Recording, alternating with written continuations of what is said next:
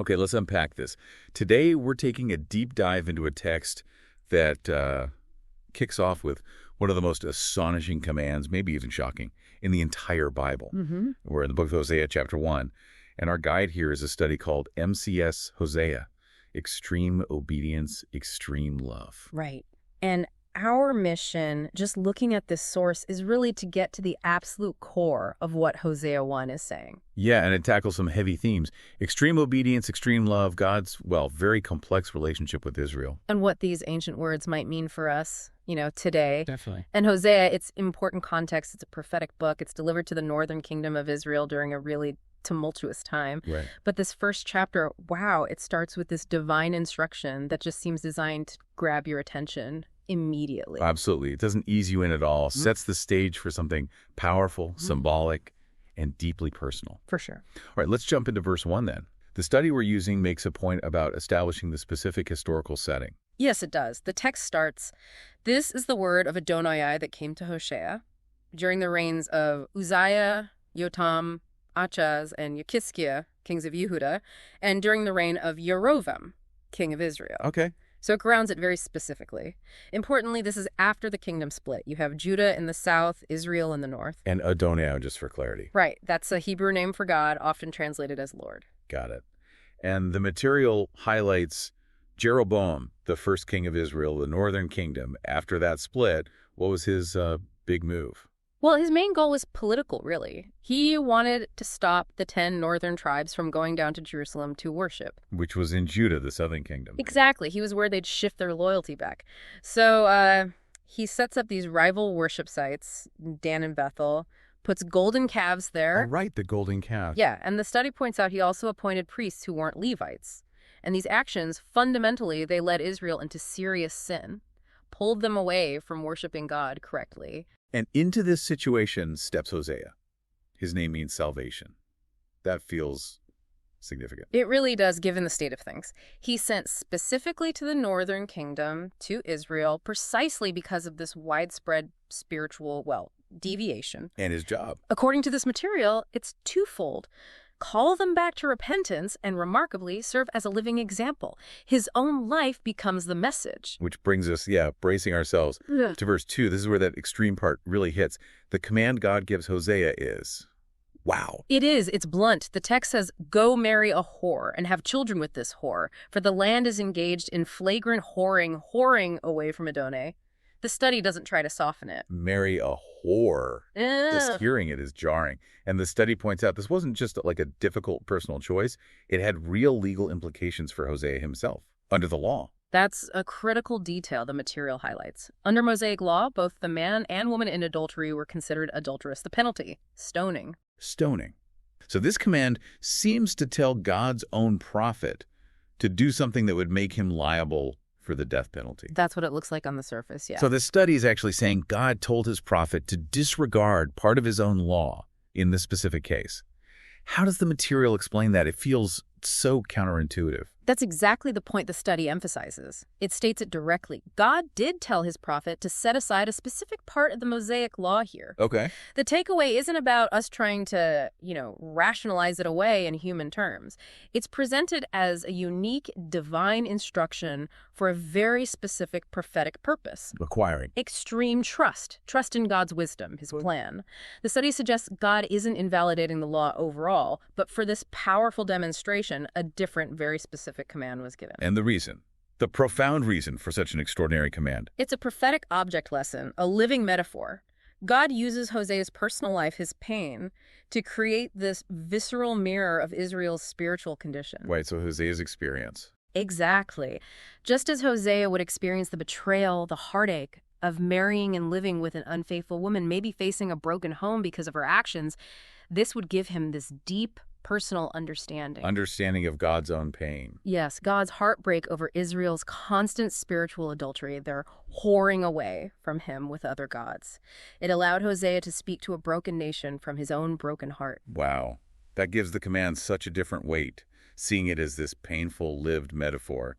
And Hosea's response in verse 3. Absolute, immediate obedience. So he went and married Gomer, the daughter of the Vlaim, and she conceived and bore him a son. Gomer, daughter of Divlaim. The study mentions her name. It does, suggesting she must have been publicly known for this. An adulterous woman, maybe a prostitute.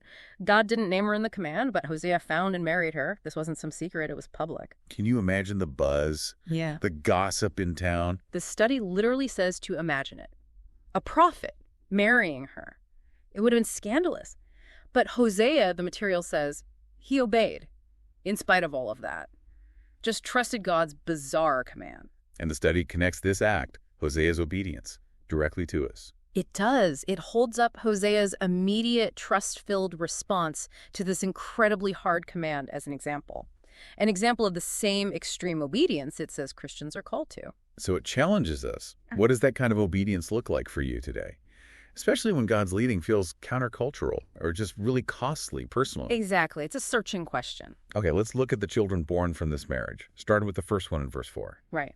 Adonai said to him, "Call him Yisrael, because in only a short time I will punish the house of Yehu for having shed blood at Yisrael.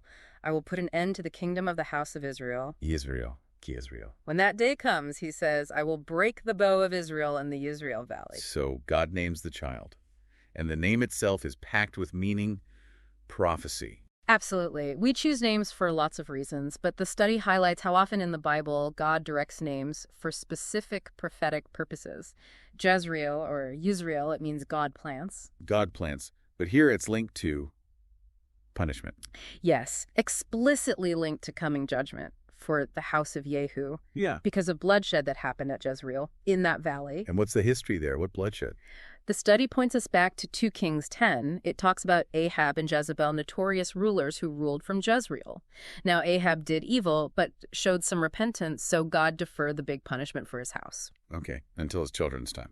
Right. Then comes Jehu. He becomes king and carries out this incredibly bloody purge in Jezreel, wipes out Ahab's entire family and others too. He thought he was doing God's will. He might have believed he was showing loyalty or fulfilling prophecy, but the study is careful here. It says God did not actually command Jehu to carry out that specific extensive massacre. Mm-hmm. Jehu acted on his own initiative with excessive violence.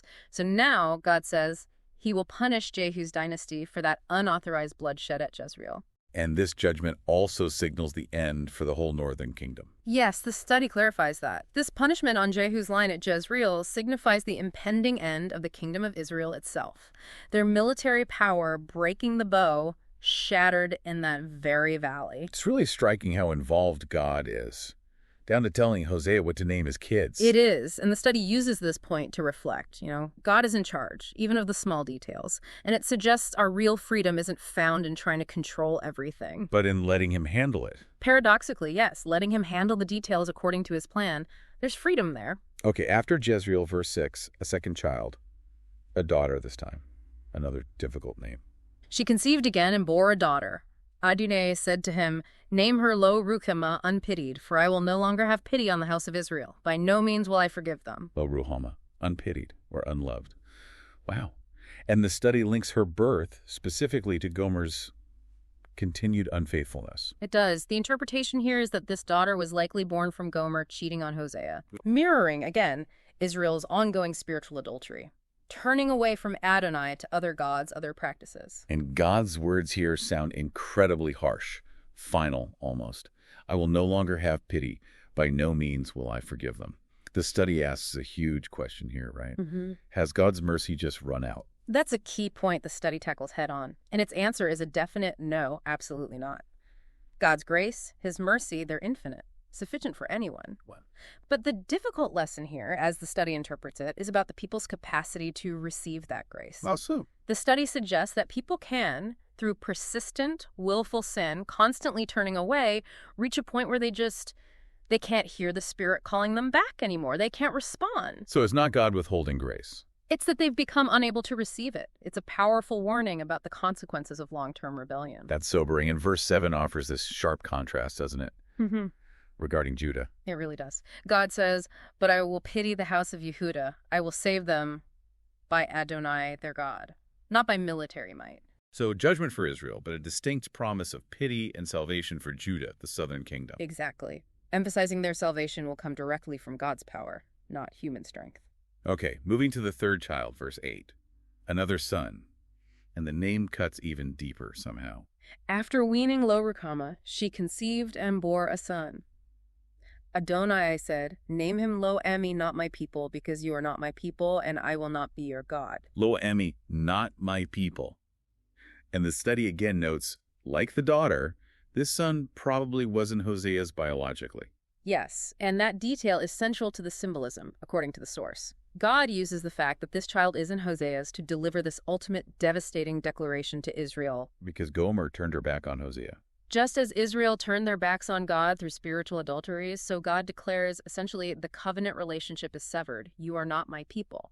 Pictured through the painful reality of Hosea's own family, both actions, Gomer's and Israel's, seen as profound unfaithfulness. Not my people. That's just devastating. And the study, again, turns this ancient situation back towards us, the reader. It does. It uses this incredibly harsh moment, this not my people declaration, to prompt us to examine our own hearts, our own faith. Because it's easy to look back. Right. It's easy to see ancient Israel's obvious adultery with idols and altars.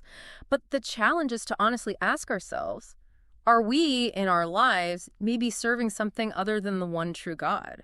Are we committing spiritual adultery in ways we don't even recognize? A challenging question indeed. Okay, so after all this heaviness, the names Jezreel, punishment, Lo-Ruhamah, unpitied, Lo-Ami, not my people, there's this sudden, really remarkable shift in tone. Verse 10. It's truly dramatic, a pivot. Suddenly the prophecy declares, "Nevertheless, the people of Israel will number as many as the grains of sand by the sea, so that the time will come when, instead of being told, 'You are not my people,' it will be said to them, 'You are the children of the living God.'" Wow. From not my people straight to children of the living God and countless like the sand. That feels like such a lifeline. It is. The study really emphasizes the incredible hope right here in this verse.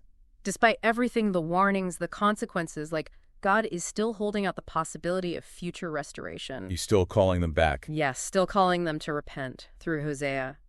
And crucially, he's still ready to forgive their spiritual adultery.